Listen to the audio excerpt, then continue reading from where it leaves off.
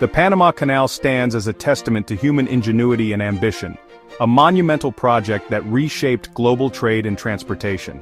The dream of a waterway connecting the Atlantic and Pacific Oceans dates back centuries, with explorers and visionaries recognizing the strategic and economic potential of such a passage. However, it was not until the late 19th century that this audacious vision began to take concrete shape, driven by the burgeoning industrial might and global aspirations of the United States. The idea of a canal across the Isthmus of Panama gained significant traction after the completion of the Suez Canal in 1869, which demonstrated the feasibility of large-scale waterway construction. The United States, experiencing rapid economic growth and seeking to expand its naval power, saw immense value in a canal that would significantly reduce travel times and costs for its commercial and military vessels. The initial planning stages involved extensive surveys and feasibility studies, with engineers and surveyors facing daunting challenges posed by the dense jungles, rugged terrain, and tropical diseases of the region. The French, under the leadership of Ferdinand de Lesseps, the renowned engineer behind the Suez Canal, made the first attempt at constructing a Panama Canal in the 1880s. However, their efforts were ultimately defeated by a combination of engineering difficulties, disease outbreaks, and financial mismanagement. Despite the French failure, the United States remained undeterred in its pursuit of the Panama Canal. The Spanish-American War of 1898, which highlighted the strategic importance of a two-ocean navy for the United States, further solidified the need for a canal under American control. In 1903, following Panama's declaration of independence from Colombia, the United States secured the rights to build and operate the canal through the Hay-Bunau-Varilla Treaty. This pivotal agreement paved the way for one of the most ambitious engineering projects in human history. The construction of the Panama Canal was an unprecedented engineering challenge, requiring innovative solutions and the collaboration of some of the brightest minds of the time. Leading the charge was John Stevens, a self-taught engineer with a remarkable track record in railroad construction. Stevens, appointed chief engineer in 1905, is credited with transforming the project from a chaotic endeavor plagued by disease and inefficiency into a well-organized and efficient operation. Recognizing that the key to success lay in controlling the flow of the Chagres River and creating a vast artificial lake to raise ships to the Continental Divide, Stevens implemented a lock-and-lake system that would define the canal's design. He also prioritized sanitation and worker welfare, understanding that controlling yellow fever and malaria was crucial for the project's success. Following Stevens's resignation in 1907, President Theodore Roosevelt appointed Colonel George Washington Goethals, a distinguished military engineer, to lead the project to completion. Goethals, known for his organizational skills and unwavering determination, oversaw the final and most challenging phase of construction. Under Goethals' leadership, the massive concrete locks, the Culebra Cut excavation, and the installation of the canal's intricate operating mechanisms were completed. A team of skilled engineers, including John Frank Stevens, who devised the lock-and-lake system, and George Washington Goethals, who oversaw the final construction, played pivotal roles in overcoming numerous technical hurdles. Their combined expertise and unwavering determination transformed a seemingly insurmountable challenge into a testament to human ingenuity.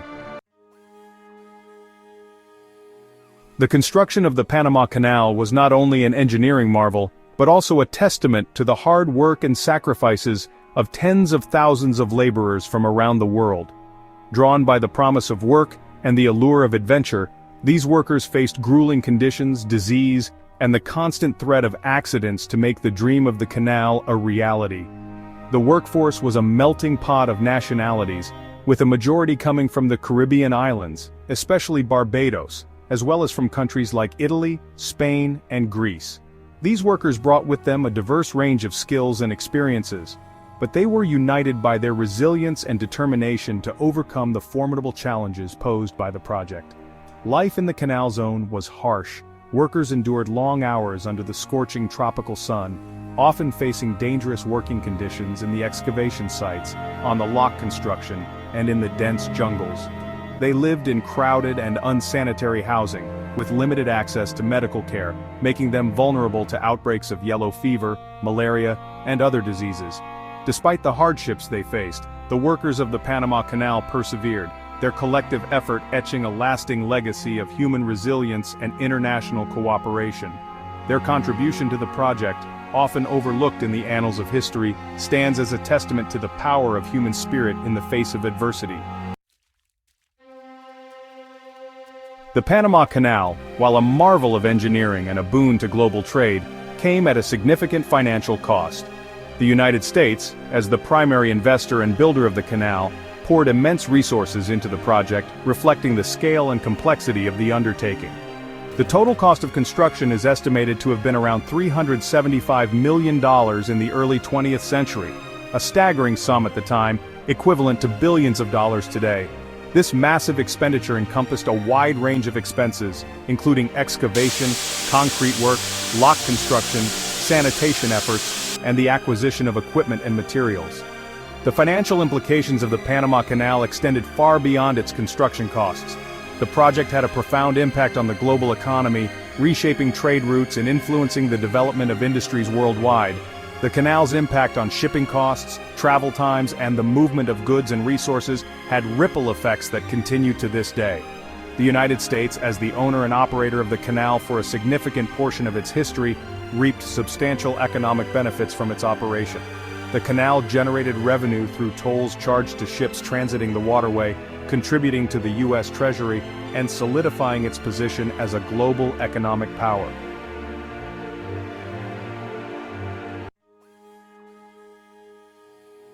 Section 5. Trials and Tribulations: The Human Cost of Construction. The construction of the Panama Canal, while a triumph of human ingenuity and perseverance, came at a heavy human cost. The project exacted a tragic toll on its workforce, with thousands of workers losing their lives due to a combination of accidents, disease, and the unforgiving tropical environment. While exact figures are difficult to determine, it is estimated that over 25,000 workers perished during the construction of the canal. Accidents were a constant threat, with landslides, explosions, and equipment malfunctions claiming many lives.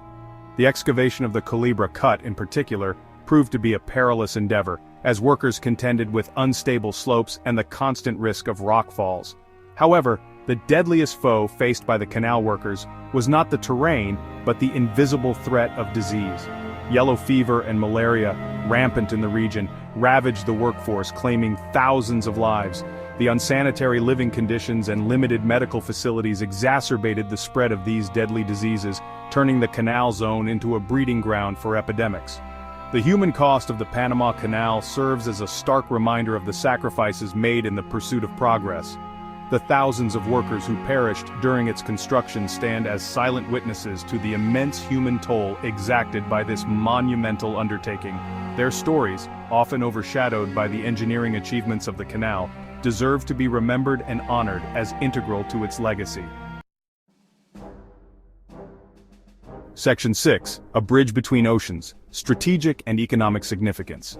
The Panama Canal, from its inception, held immense strategic and economic significance, transforming global trade and forever altering the geopolitical landscape. The canal's impact transcended mere transportation, influencing the course of history and shaping the destinies of nations. Strategically, the Panama Canal provided a shortcut that revolutionized naval mobility. It enabled the United States, in particular, to project its naval power more effectively, allowing its warships to move between the Atlantic and Pacific Oceans in a fraction of the time previously required. This enhanced mobility had far-reaching implications for global power dynamics, solidifying the United States' emergence as a dominant naval power in the 20th century. Economically, the Panama Canal revolutionized global trade by significantly reducing shipping costs and travel times between the Atlantic and Pacific Oceans. It opened up new markets, facilitated the transportation of goods and resources, and fueled economic growth on a global scale. The canal became a vital artery of commerce, connecting distant corners of the world and fostering international trade on an unprecedented scale. The Panama Canal's strategic and economic importance cemented its status as a pivotal waterway, a testament to human ambition and a catalyst for global interconnectedness. Its impact continues to reverberate today, influencing shipping routes, shaping trade patterns, and serving as a reminder of the transformative power of infrastructure projects on a global scale. Section 7. Relinquishing control, a gesture of goodwill or strategic miscalculation. In a move that surprised many, the United States, after decades of control, decided to relinquish its ownership and operation of the Panama Canal. The decision, reached after years of negotiations and driven by a complex interplay of political, economic, and social factors, remains a subject of debate to this day. Proponents of the decision, spearheaded by President Jimmy Carter, argued that it reflected a commitment to Panamanian sovereignty and a desire to rectify a historical injustice. The 1903 treaty granting the United States control over the canal zone had long been a source of contention, seen by many Panamanians as an infringement on their national sovereignty. The decision to relinquish control was also influenced by changing geopolitical realities. The Cold War, which had provided a strategic rationale for maintaining control of the canal, was thawing. Additionally, the canal was facing increasing competition from alternative shipping routes, and its economic importance to the United States had diminished. However, critics of the decision argued that it amounted to a strategic miscalculation, jeopardizing a vital waterway and undermining U.S. interests in the region. They contended that the Panamanian government, at the time under the control of General Omar Torrijos, was not equipped to manage the complex operation of the canal, and that its neutrality could not be guaranteed. The decision to relinquish control of the Panama Canal remains a complex and controversial issue.